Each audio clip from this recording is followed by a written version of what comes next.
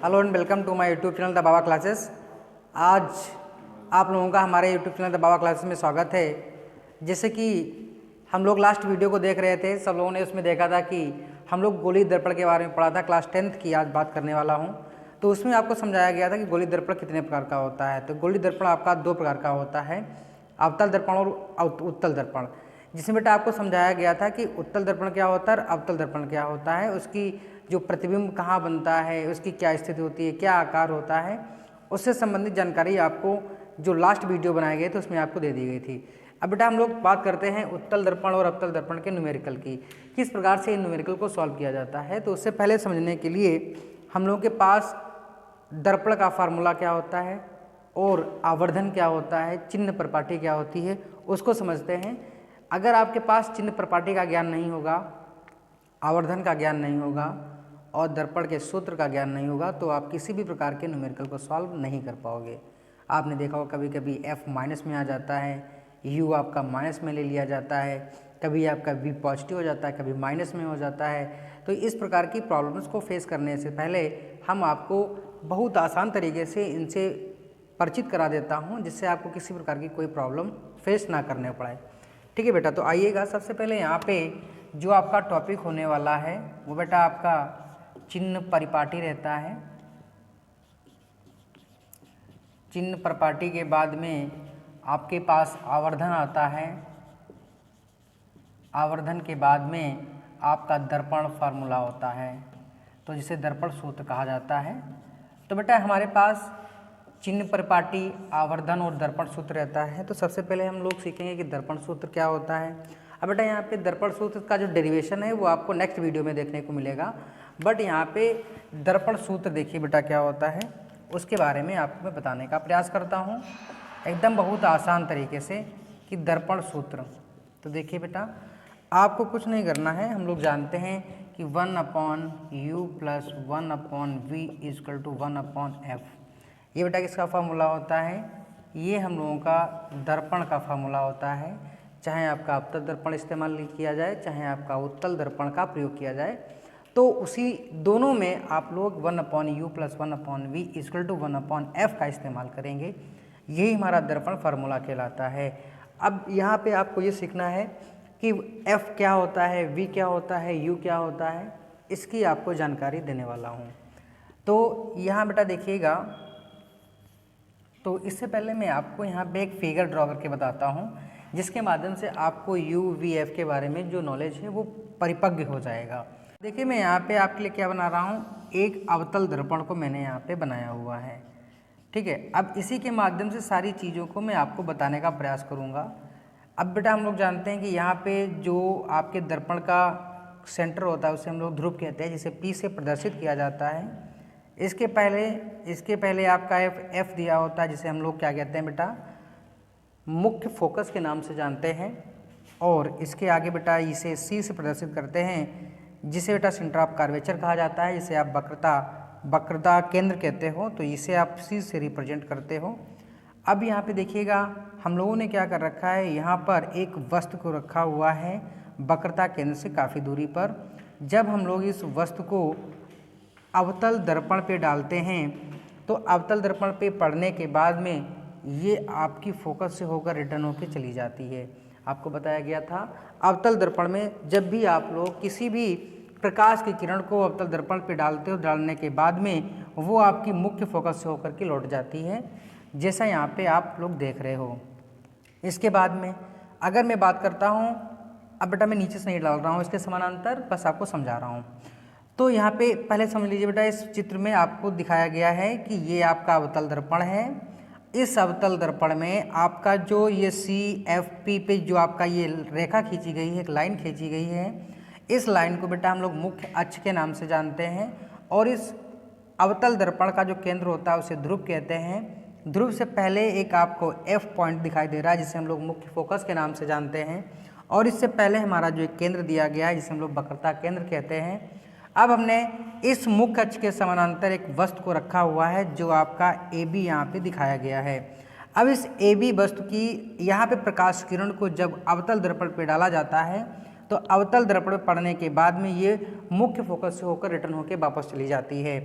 ठीक बेटा, अब यहाँ पे ध्यान से सुनिएगा, हमारे पास जो ये बेटा जो वस्तु रखी हुई है, सपोज करो थोड़ी देर के लिए बेटा इस वाली वस्तु को हमने कहाँ रखा हुआ है, वक्रता केंद्र पर रखा हुआ है। थोड़ी देर के लिए आपको सपोज कराता हूँ। तो बेटा वक्रता केंद्र और पोल के बीच की दूरी, वक्रता केंद्र और पोल के बीच की दूरी को हम लोग क्या कहते हैं बेटा, वक्रता त्रिज्या कहते हैं। क्या कहते हैं बेटा, वक्रता त्रिज्या कहते हैं। इसको हम लोग r से रिप्रेजेंट करते हैं, ठीक है। और यहाँ पर अब बेटा मैंने आपको बताया है कि जो वक्रता केंद्र होता है और पोल होता है उसके बीच की दूरी को हम लोग वक्रता त्रिज्या कहते हैं, जिसको हम लोग r से रिप्रेजेंट करते हैं। अब हमने बताया था कि ये हमारी कोई वस्तु ए बी रखी हुई थी, तो वस्तु से लेकर के पोल तक के बीच की दूरी को हम लोग बेटा u से रिप्रेजेंट करते हैं। किससे करते हैं, u से रिप्रेजेंट करते हैं, जैसा मैंने आपको यहाँ पे दिखाया है। क्या बेटा बताया है, जो आपका बिंब, बेटा बिंब यहाँ पे देखिएगा, जो ये आपका ए बी नाम की जो आपकी वस्तु है, अब बेटा हम लोग क्या करते हैं, कभी कभी उसे वस्तु के नाम से जानते हैं या कभी कभी उसे बिंब कहा जाता है। आपको बताया था कि जो आपका ए बी नाम की वस्तु रखी हुई थी, अब बेटा इसी को वस्तु कहा जाता है या इसी को हम लोग बिंब के नाम से भी जानते हैं, ठीक है। तो यहाँ पे आपको बताया गया है कि ए बी जो आपका वस्तु रखा हुआ था, यहाँ से लेकर के पोल तक के बीच की दूरी को हम लोग बेटा u कहते हैं। क्या कहते हैं, उसको u से रिप्रेजेंट करते हैं। इसके बाद में आइएगा, अब बेटा हमने क्या किया हुआ, इसी के समानांतर नीचे बेटा देखिएगा, मुख्य अक्ष के समानांतर हम लोगों ने एक प्रकाश की किरण और गुजारने के बाद में हम लोगों ने देखा कि ये कहाँ से होकर लौट गई बेटा, हमने अभी बेटा यहाँ पे दिखाया है आपको कि ये भी बेटा आपके मुख्य फोकस से होकर चली गई। तो बेटा यहाँ पे एक चीज़ आपको देखने को मिल रहा होगा कि मुख्य अक्ष पे दोनों रेखाएं एक दूसरे को, प्रकाश की किरण एक दूसरे को काट रही थी। तो जहाँ पे प्रकाश की किरण एक दूसरे को काटती हैं वहीं आपका प्रतिबिंब बनता है। तो हमें यहाँ पे देखने को मिल गया कि F पर हमारा प्रतिबिंब बन रहा था। अब बेटा देखिएगा, तो आपका जो प्रतिबिंब बना था F पर, तो F से लेकर के पोल तक के बीच की F से लेकर के पोल तक के बीच की दूरी को हम लोग इसको V से प्रदर्शित करते हैं बेटा। किससे, V से। अब आइए यहाँ पे, आपको इसमें कौन सी चीज़ समझ में नहीं आई है। पहली कंडीशन, अगर आपकी जो वस्तु रखी गई है, वस्तु जिस स्थान पे रखी है उस स्थान से लेकर के ध्रुव के बीच की दूरी को हम लोग इसको u से प्रदर्शित करते हैं। इसे हम लोग बिंब की लंबाई कहते हैं, बिंब की कुल लंबाई कहते हैं। तो उसे हम लोग u से प्रदर्शित करते हैं। दूसरी बात, जहाँ पर ये हम लोगों का प्रतिबिंब बनता है किसी भी बिंब या वस्तु का, तो उसको बेटा हम लोग F, हमने माना है कि यहाँ पे F पे बन रहा था, तो F और पोल के बीच की दूरी को हम लोग यहाँ पे V से प्रदर्शित करते हैं, जिसे हम लोग प्रतिबिंब की कुल लंबाई के नाम से जानते हैं। रही बात आपका F बेटा क्या होता है, ये आपका मुख्य फोकस होता है, ठीक है, फोकस दूरी होती है। अब बेटा फोकस दूरी, अब यहाँ पे हम लोग चर्चा किसकी करने वाले हैं, आगे की ओर। देखिए हम लोगों ने बेटा यहाँ पे सीख लिया है कि U क्या होता है, V क्या होता है और F क्या होता है। अब हम लोग क्या करने वाले हैं, यहाँ पर आवर्धन के बारे में सीखने वाले हैं कि आवर्धन क्या होता है, ठीक है बेटा। अब देखिएगा, आवर्धन हम लोग क्या कहते हैं, जो आपका प्रतिबिंब की, जो मैं बताने वाला हूँ सुनिए बेटा, प्रतिबिंब की लंबाई तथा वस्तु की लंबाई के अनुपात को आवर्धन कहा जाता है। क्या बेटा मैंने बताया है, आवर्धन को बेटा m से प्रदर्शित करते हैं, क्योंकि आवर्धन जो होता है उसको हम लोग इंग्लिश में मैग्नीफिकेशन कहते हैं। तो मैग्नीफिकेशन में हम लोग m को लेते हैं, सो इसीलिए इसको हम लोग m इक्वल टू बोलते हैं यहाँ पे माइनस का v/u। एक बेटा आपको ये फॉर्मूला याद रखना है कि आवर्धन magnification is equal to minus v/u होता है। और दूसरा फॉर्मूला याद रखना है m इक्वल टू यहाँ पर आपका h'/h। यहाँ पे इसका मतलब है कि जो आपका प्रतिबिंब है, प्रतिबिंब की ऊंचाई बटे जो अपॉन बोलते हो, प्रतिबिंब की ऊंचाई अपॉन वस्तु की ऊंचाई, जिसे आप बिंब कहते हो। तो इसलिए आपको यहाँ पे याद रखना है कि प्रतिबिंब की ऊंचाई अपॉन बिंब की ऊंचाई, ठीक बेटा। तो इस प्रकार से हम लोगों को दो फार्मूले यहाँ पे याद होने चाहिए आवर्धन के। आवर्धन का बेटा अभी मैंने आपको इसकी जो डेफिनेशन थी वो मैंने आपको बताया कि प्रतिबिंब की ऊंचाई तथा वस्तु की ऊंचाई के अनुपात को आवर्धन कहा जाता है। बहुत आसान है ना। अब इस प्रकार से हम लोग आवर्धन को सीख चुके हैं। इसके बाद बेटा हम लोग चिन्ह परिपाटी की बात करेंगे, क्योंकि चिन्ह परिपाटी हम लोगों के लिए बहुत ही महत्वपूर्ण होता है, चाहे हम लोगों का उत्तल दर्पण हो चाहे हम लोगों का अवतल दर्पण हो। तो कंटिन्यू बेटा यहाँ देखिएगा, मैं आपको इधर सिखाने का प्रयास कर रहा हूँ। सपोज कीजिए आप लोग, ये तो हम लोग जानते हैं कि ये हम लोगों का एक्सिस होता है। हम लोग छोटी सी क्लास लेकर के बड़ी क्लास तक आप लोगों को ये सिखाया जाता है कि अगर कोई चतुर्थांश बनता है, यहाँ पे आपको दिखाया गया है कि किस प्रकार से।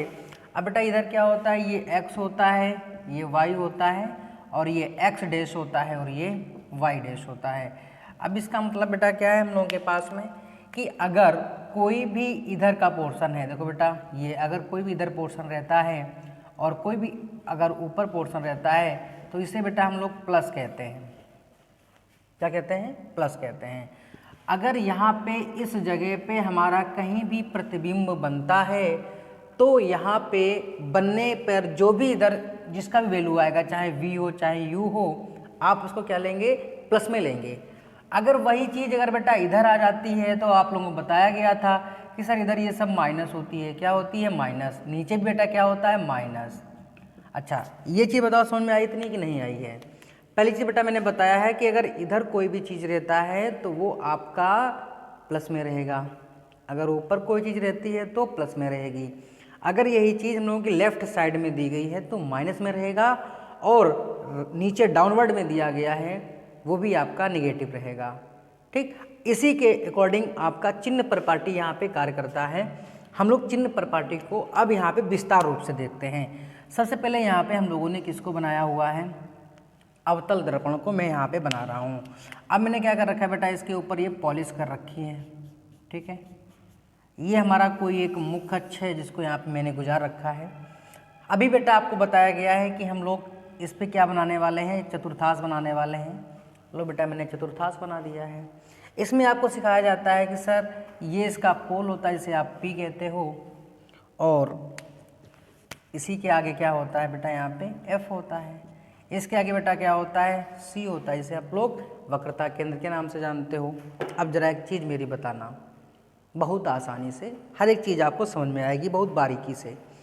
जब भी बेटा आप लोग, हमने बताया सर ये आपका क्या है बेटा? इधर हम लोगों का लेफ्ट हैंड साइड है, मतलब इधर आपकी सभी चीज़ क्या होगी? निगेटिव होगी। अगर यहाँ पे आप लोगों ने कौन सा दर्पण लिया है बेटा? अवतल दर्पण लिया हुआ है। तो इधर देखिए हमने बेटा वस्तु यहाँ पे रखी, रखने के बाद में जब ये वस्तु कहाँ तक पहुँच गई? ध्रुव तक पहुँच गई। अब बेटा आपको बताया गया था कि जिस वस्तु को जिस स्थान पे रखा जाता है, वहाँ से लेकर के पोल तक के बीच की दूरी को हम लोग u से प्रदर्शित करते हैं। तो चलो बेटा यहाँ पे हम लोगों का ये क्या आ जाएगा? u आ गया। अब यहाँ पे मैं सपोज करता हूँ कि यही का जो आपको बेटा ये दिया गया है, जो आपका ये वस्तु दी गई थी, वस्तु को हमने यहाँ पे रखा हुआ था, और जिस पॉइंट पे आप वस्तु रखते हो, जिस स्थान पे रखते हो, वहाँ से लेकर के पोल तक के बीच की दूरी को हम लोग क्या कहते हैं? u से इसको रिप्रेजेंट करते हैं, क्योंकि बेटा ये किसकी होती है? बिंब की कुल लंबाई होती है। सो इसी प्रकार से हम लोगों ने देखा कि बेटा मैं आपको बताने वाला हूँ कि यहाँ पे देखो ये कहाँ से गुजर गई? फोकस से। ये भी जाएगी कहाँ गुजर जाएगी? फोकस से। अब बेटा यहाँ पे आप देख रहे हो कि सर फोकस पे दोनों जो आपकी रेखाएं हैं, रेज हैं, जो किरण, प्रकाश की किरण है, वहाँ पे मैच कर रही हैं, एक दूसरे को क्रॉस कर रही हैं, इंटरसेक्ट कर रही हैं। अब यहीं पे क्या है? प्रतिबिंब बनेगा। ठीक बेटा, अब जहाँ पे प्रतिबिंब बनता है, तो प्रतिबिंब जिस पॉइंट में बनता है, यहाँ से लेकर के पोल तक के बीच की दूरी को हम लोग प्रतिबिंब की लंबाई कहते हैं। अब बेटा ये प्रतिबिंब की लंबाई को हम लोग v से रिप्रेजेंट करते हैं। किससे रिप्रेजेंट करते हैं? v से। अब जब ये v आ जाएगा तो आप लोगों को एक हिसाब लगाना है, बहुत मोटा सा, कोई ज़्यादा बारीक नहीं है। अपन लोग क्या करते हैं? बस समझते हैं। आपका काम समझना और हमारा काम समझाना, तो अपन सब लोग मिलके क्या करेंगे? समझेंगे। तो यहाँ पे एक हिसाब लगाओ बेटा बहुत बारीकी से कि ये सभी चीज़ें किधर हैं? हम लोगों को जो चतुर्थांश होता है उसके लेफ्ट हैंड साइड में इन सभी को रखा गया है। अभी मैंने आपको बताया था कि लेफ्ट हैंड साइड में सब चीज़ें माइनस में होती हैं। किस में होती हैं? माइनस में होती हैं। तो आंख बंद कर लो, अंधा भी होगा वो भी बता देगा कि सर अगर अवतल दर्पण हमारे पास है तो उसमें आपकी तीनों, चाहे F हो, चाहे U हो, चाहे V हो, तीनों आपकी कैसी होती हैं? निगेटिव होती हैं। पहली मैं आपको यहाँ पे कंडीशन सिखा रहा हूँ, उसको आप यहाँ पे याद करके चलिए बेटा। अगर हमारे पास अवतल दर्पण है, क्या है बेटा? अवतल दर्पण दिया गया है, तो इस दर्पण में आपको F, U और V तीनों को याद रखना है। सुनना बेटा, क्योंकि अवतल दर्पण में जो छठी कंडीशन होती है, जब आप लोग पोल और मुख्य फोकस के बीच में किसी भी वस्तु को रखते हो तो उसका प्रतिबिंब कहाँ बनता है? हम लोग उसको आभास करते हैं उस वाली कंडीशन में। जो आपका V होता है वो प्लस भी हो सकता है और माइनस भी हो सकता है। पहली कंडीशन बेटा सीख लीजिएगा कि अगर F की बात करता हूँ तो आपको निगेटिव लेना है। आपके न्यूमेरिकल में अगर फोकस दूरी की बात करता है तो आंख बंद कर लेना बेटा। बस याद रखना कि अवतल दर्पण में जो F होता है वो नेगेटिव होता है, ठीक। देन आफ्टर आप याद रखो कि U जो लिया जाता है ये वस्तु की दूरी होती है, वस्तु की कुल लंबाई होती है। तो इसी भी आपको बेटा ने क्या लेना है? नेगेटिव लेना है। क्या लेना है? इसको नेगेटिव लेना है, आप इसको भूलना नहीं, याद रखिए। ऑलमोस्ट हम लोग बेटा बात करते हूँ V की, तो V भी नेगेटिव लिया जाता है। ऑलमोस्ट हम लोग बेटा बात करता हूँ, क्योंकि रियर केस हमने बताया था, जो आप अवतल दर्पण के माध्यम से प्रकाश का प्रवर्तन होता है, जो प्रतिबिंब की स्थिति होती है वो सिर्फ 6 नंबर की स्थिति होती है हमारे सामने। जब आप अपनी वस्तु को अवतल दर्पण के सामने पोल और मुख्य फोकस के बीच में रखते हो, उस वाली कंडीशन में आप जानते हो कि वहाँ पे हम लोग क्या करते हैं, जो आपका प्रतिबिंब होता है उसकी स्थिति को हम लोग आभास करते हैं और सीधा प्रतीत करते हैं। उस वाली कंडीशन में आप प्लस लेंगे। लेकिन अगर वैसे आप लोग ऑलमोस्ट बेटा क्या लेंगे बेटा? नेगेटिव इस्तेमाल करेंगे, ठीक है। ये आप एकदम आप बेटा याद कर लो, या तो पॉजिटिव हो सकता है या आपका नेगेटिव हो सकता है, दोनों हो सकती हैं। तो इसमें आपको क्या समझ में आया? चिन्ह प्रॉपर्टी में अगर अवतल दर्पण है तो आंख बंद कर लेना, उसमें आपको F निगेटिव लेना है, U आपको निगेटिव लेना है, बट जो आपकी V होगी वो ऑलमोस्ट आपका निगेटिव निकल के आएगा, रियर केस में आपका प्लस निकल के आएगा। बस ये चीज़ समझ गए हो ना? बोलो, है ना बेटा। इसके बाद अगला देखते हैं। अगर बात आ जाती है उत्तल दर्पण की बेटा, इसी में तो यहाँ पे मैं सिखा देता हूँ। ये चीज़ सीख गए हो ना? अगर सीख चुके हो तो इन सभी का आप स्क्रीनशॉट लीजिएगा और बेहतरीन तरीके से समझने के लिए आप हमारे साथ जुड़े रहिएगा और अपने चैनल को अपने दोस्तों तक शेयर करते रहिएगा और बेल आइकन को दबाना मत भूलिएगा। नया वीडियो जब भी अपलोड किया जाएगा तो उसका नोटिफिकेशन आपके तक बहुत आसानी से पहुँच जाएगा, ठीक है ना बच्चों। तो इसके बाद अगला देखते हैं उत्तल। अभी मैं बात कर रहा था उत्तल दर्पण की, तो उत्तल दर्पण में क्या चिन्ह प्रॉपर्टी होती है उस पर हम लोग डिस्कशन करने वाले हैं। तो अब बेटा यहाँ पे हमने क्या बना रखा है, ये उत्तल दर्पण कोई हम लोगों का बना हुआ है और ये क्या है, हम लोग बताया था मुख्य अक्ष होता है। अब बेटा क्या है, हमने कहा था इस पर मुझे चिन्ह प्रॉपर्टी को सीखना है तो अपन लोग सीखते हैं। तो यहाँ पे हम लोगों ने इस प्रकार से क्या गुजारी हुई बेटा, एक रेखा गुजारा हुआ है जिसे आप लोग वाई एक्स कहते हो। तो बेटा वाई एक्सिस हो गई हम लोगों की, ये वाई डैश है, ये आपका वाई है, ये एक्स है और ये एक्स डैश है। तो चलिए बेटा, अब हम लोग जानते हैं कि सर ये पोल होता है तो इधर P कर दीजिए। अब बेटा इधर हम लोग क्या करते हैं, ये हम लोगों का F होता है और इधर हम लोगों का C होता है। पहली कंडीशन यहाँ पे ये है। अब इसमें जो आपको सीखना है वो ये है कि जब भी आप लोग किसी भी वस्तु को रखते हो तो एक चीज़ सीखते हो बेटा कि वस्तु हमेशा शीशा के जो चमकीला पृष्ठ होता है उधर रखी जाती है। ऐसा नहीं होता है कि वस्तु को जिधर आप पॉलिश किए रहते हो उधर रखते हो, क्या नहीं रखते हो। बस यही आपको बारीकी से सीखने का मौका यहाँ पे मैं दे रहा हूँ। अब बेटा आप वस्तु को जब भी आप यहाँ रखते हो, रखने के बाद में जब भी ये आपकी अवतल दर्पण पर टकराती है, टकराने के बाद में ये इस प्रकार से रिटर्न होके वापस चली जाती है। अब जाने के बाद बेटा क्या होता है, हमने यहाँ फिर नीचे से मैं डालने का प्रयास करता हूँ बेटा। जब इसे डालता हूँ तो इस प्रकार से वो रिफ्लेक्ट होके वापस चली जाती है। तो यहाँ पे आपको एक चीज़ देखने को मिली होगी कि सर ये दोनों जो आपकी किरणें हैं कहीं पे मैच नहीं कर पा रही हैं, तो फोकस कहाँ बनेगा हम लोगों का, जो आपका प्रतिबिंब की स्थिति वो कहाँ बन सकती है। तो उसी को बेटा हम लोग क्या करते हैं, यहाँ पे आपको समझाने के लिए थोड़ा सा प्रयास करता हूँ, आप अच्छे ढंग से समझिए बेटा। हम लोग बेटा क्या करते हैं, इसको पीछे की ओर इस तरीके से लेके जाते हैं, इसको भी बेटा इस प्रकार हम लोग पीछे की ओर लेके जाते हैं और सपोज करते हैं ये बेटा बैक साइड में क्या बन रहा है बेटा, यहाँ पे ये दोनों एफ पे मैच कर रही हैं। जब हम लोग किसी भी उत्तल दर्पण में अपने अपने बिंब को अनंत पे रखते हैं जाकर के, तो उस वाली कंडीशन में हम लोग देखते हैं कि जो आपका एफ है वहाँ पर हमारे प्रतिबिंब की स्थिति होती है। तो यहाँ पे बेटा हम लोग क्या पाया है, आभास किया हुआ है कि यहाँ पर हम लोगों का प्रतिबिंब बनेगा, कहाँ बनेगा बेटा, इस साइड बनेगा। तो हम लोग देखते हैं कि ये जब एक्सिस होता है तो राइट हैंड साइड में हम लोगों के पास क्या मिलता है बेटा, प्लस मिलता है। तो इधर आप याद रखिए कि जो आपका जो बेटा बिंब है, बिंब यही है ना, तो यहाँ से पोल तक के बीच की आता है, यहाँ पे जो आपको एफ है वो पॉजिटिव लेना है और जो आपका यू होता है उसे आप क्या लोगे बेटा, निगेटिव लेना है। देन आपको इसमें बताया बेटा जो वी होता है वो होता है हम लोगों का प्रतिबिंब की कुल लंबाई। तो प्रतिबिंब किधर बन रहा है, जो आपका एक्सिस है उसके राइट हैंड साइड में बन रहा है, जबकि राइट हैंड साइड में बताया गया ये आपका पॉजिटिव होता है, इसीलिए जो आपका वी होगा वो आप क्या लेंगे, पॉजिटिव लेंगे। तो बेटा आज के लिए मैं आपके लिए इतना रखता हूँ। आपको चिन्ह प्रपाटी है, आवर्धन हो गया है, दर्पण सूत्र हो गया है, इससे संबंधित आपको मैंने जानकारी दे दी है। न्यूमेरिकल विस्तार, न्यूमेरिकल क्या होगा ये आपको अगले वीडियो में देखने को दिया जाएगा। अगर हमारा चैनल आपको अच्छा लग रहा है, हमारा लेक्चर आपको पढ़ाया हुआ समझ में आ रहा है, तो आप अपने दोस्तों तक इस चैनल को सब्सक्राइब करते रहिएगा, शेयर करते रहिएगा और बेल आइकन को दबाना मत भूलिएगा, क्योंकि जब भी नेक्स्ट वीडियो यहाँ से अपलोड किया जाएगा तो उसका नोटिफिकेशन आप तक शीघ्रता से पहुँच जाएगा, जिसका आप भरपूर मात्रा में आनंद ले सकेंगे और अपने जीवन को उज्जवल बना सकेंगे। ठीक है बच्चों, थैंक यू।